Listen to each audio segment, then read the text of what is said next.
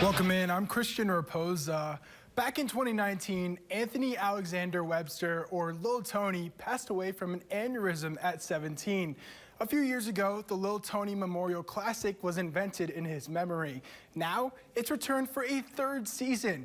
However, while winning the games is fun, it's really all about celebrating the life of Lil Tony.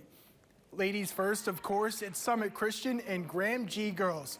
No score in the first. Cadence Bauman comes up with it. A wide open lane to the cup. The easy layup for two. G girls lead. Later, Lady Falcons up one. Bailey Martin with a little excuse me scoop layup for a couple.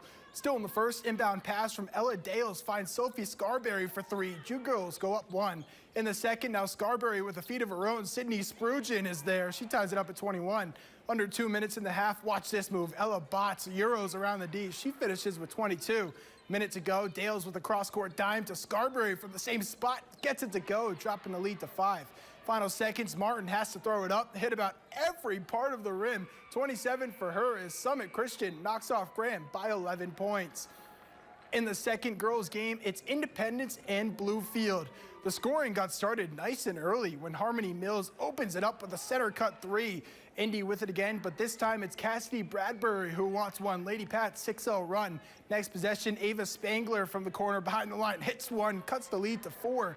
Still in the first, Bradbury just walks right into that one, gets another one to drop in. Indy up 7.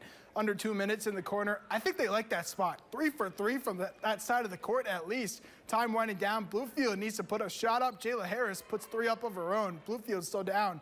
In the second, of course, it's Bradbury again. Straight away, she hits another, lead to 14. Same quarter, Mills with the down low seed to Addie Whitaker. Indy takes it home over Bluefield, 53-25. Now for the boys' games, Summit Christian taking on Tazewell. First quarter, Falcons up 2 until Lane McMullen forcing his way to the rack for 2. Tazewell ties it up. Still the first on the other end, Eli Patton takes his time and knocks down a 3 ball. It's 5-2. Falcons by 3. MJ Patton gets it to his brother. Look at that connection. Eli tacks on 3. End of the quarter, Adam Jones sees his way to the net. Look at that. What a beauty. Falcons up 8. Early second, why not another Patton 3? If it works, it works. Leads up to 10. Tazewell's ball, McMullen changes his direction but keeps the outcome and 1. He makes it at the stripe, still down 10. In the third, Chance Watkins misses the first time but not going away without it, plus the foul. Summit routs Tazewell 88-43. The final game of the day, Shady Spring and Bluefield.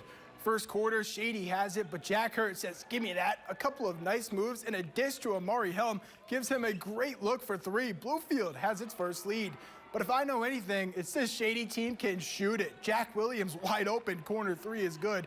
All knotted at 10 until Jay Smith pickpockets his man who can walk it right to the cup. Beavers by 2. Smith this time in the quarter, but unfortunately for the Tigers, he's automatic. Bluefield by 5. Just shoot it if you have the hot hand, right? Well, it works, 23-18. Later in the second, Smith bounce feed to Hurt for an easy deuce. Final minute and a half, Gabe Short makes it a 1-point game with another Shady 3. Third quarter, Williams can't go up. How about that behind the back from Short return to Williams? This time he gets it to go. Tigers up 2, but it's Williams once again pushing the lead to 5. Shady wins a close one over Bluefield.